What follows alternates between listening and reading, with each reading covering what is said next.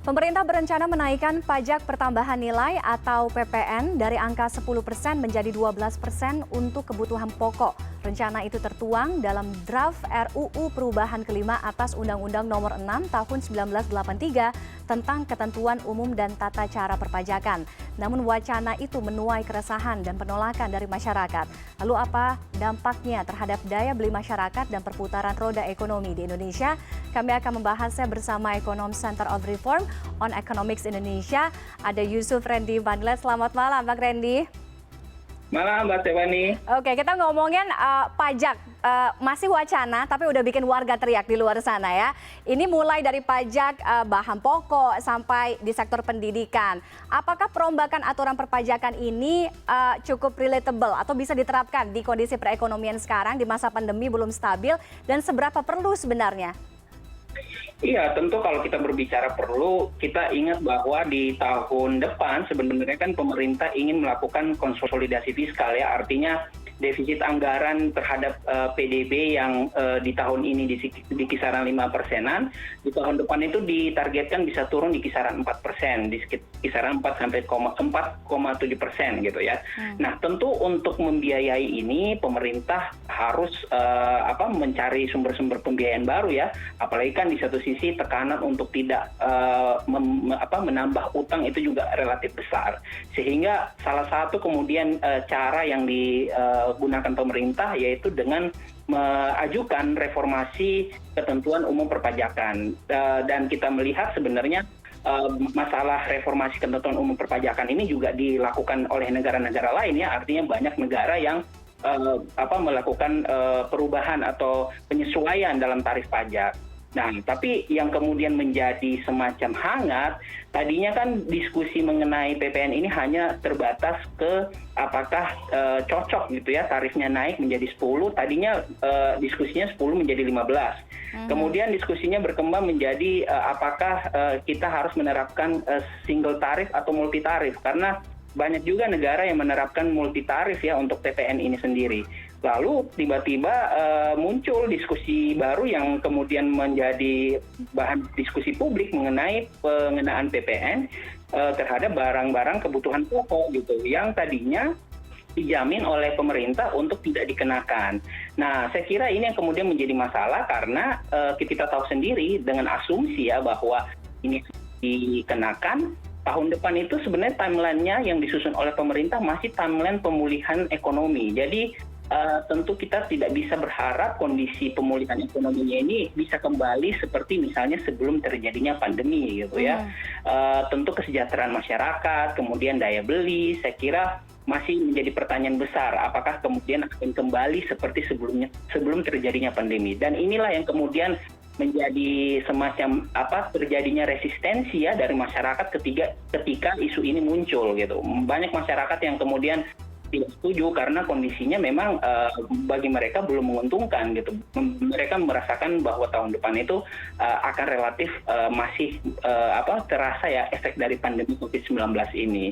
Oke, kalau masih ada di masa recovery, masih ada di masa pemulihan ekonomi, artinya kalau tarif ini 10 naik ke 12% nanti ketok palu gitu, tetap diterapkan. Artinya menjauhkan dari pemulihan ekonomi. Itu yang Anda lihat.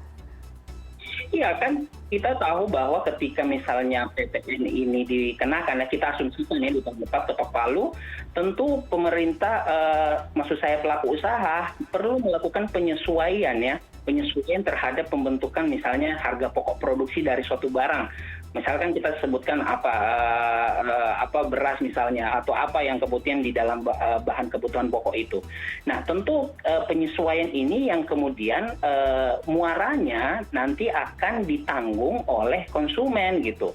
Nah, seperti yang kita tahu bahwa ketika ada semacam tambahan beban biaya yang kemudian harus ditanggung oleh konsumen, tentu mereka akan melakukan penyesuaian dalam pola konsumsi mereka ya, konsumsi masyarakat gitu. Nah, ketika mereka melakukan penyesuaian, kemudian ketika kita berbicara misalnya bantuan pemerintah yang tidak menyasar kelompok-kelompok yang hanya kita sebutkan rentan miskin, hampir miskin. Nah, tentu ini akan terjadi muaranya ke konsumsi rumah tangga dalam pembentukan PDB kita gitu. Padahal kita tahu sendiri bahwa PDB kita itu disumbang paling besar oleh konsumsi rumah tangga, konsumsi masyarakat. Nah, ketika dia terkoreksi, ya ini tentu akan kontradiksi dengan tujuan pemerintah ya, yang di tahun depan justru menargetkan pertumbuhan ekonomi berada di kisaran 5% gitu. Oke, artinya daya beli, daya konsumsi masyarakat ini jelas akan menjadi yang paling terdampak kalau misalnya wacana ini betul nanti akan ketok palu, ya, begitu ya, Mas Randy ya. Bagaimana dengan pengaruh terhadap angka kemiskinan? Iya, kan seperti yang kita tahu bahwa bahan makanan ini merupakan salah satu penyumbang terbesar dari inflasi ya, inflasi di dalam negeri. Artinya ketika misalnya bahan makanan ini mengalami kenaikan dan akhirnya ini terdampak terhadap inflasi secara keseluruhan, ya ini sekali lagi bahwa ada kelompok yang akan terdampak terhadap kebijakan ini. Betul bahwa kelompok miskin itu kan dijamin ya oleh pemerintah dalam beragam bentuk bantuan. Misalnya kita sebutkan saja bantuan sosial. Tetapi ada kelompok yang di luar pandemi sebenarnya tidak mendapatkan bantuan sosial ini. Ini kita sebutkan kelompok yang hampir miskin dan rentan miskin. Dan kita juga ketahui bersama bahwa penyaluran dari bantuan sosial itu sendiri masih ada evaluasi-evaluasi yang harus ditingkatkan. Misalnya masalah ketepatan penyaluran data misalnya. Ini yang dikhawatirkan kalau seandainya inflasi kemudian naik akibat PPN ini, harga bahan pokok, kemudian juga daya beli kelompok yang tadi saya sebutkan tidak terjaga karena tidak mendapatkan bantuan akibat datanya belum terupgrade, misalnya tidak terupdate. Nah, ini yang saya kira kita khawatirkan akan menambah tantangan pemerintah untuk menekan angka kemiskinan di tahun depan. Karena itu tadi bahwa kondisi kesejahteraan mereka tidak terakomodir ya kalau seandainya kenaikan ini misalnya tidak diimbangi dengan perbaikan data untuk penyaluran bantuan sosial. Oke, pemulihan ekonomi melalui cara pengoptimalan pendapatan melalui penerimaan pajak. Seberapa realistis pemahaman ini bisa diaplikasikan sebenarnya? Ini yang juga menjadi pertanyaan banyak orang, Bang Randy. Iya kan, sebenarnya kalau kita berbicara pajak itu kan nantinya digunakan untuk membiayai ya belanja-belanja yang dibutuhkan oleh masyarakat. Dalam konteks pandemi tentu kita menambahkan biaya-biaya yang digunakan untuk menjaga ya masyarakat untuk bisa tetap beraktivitas gitu.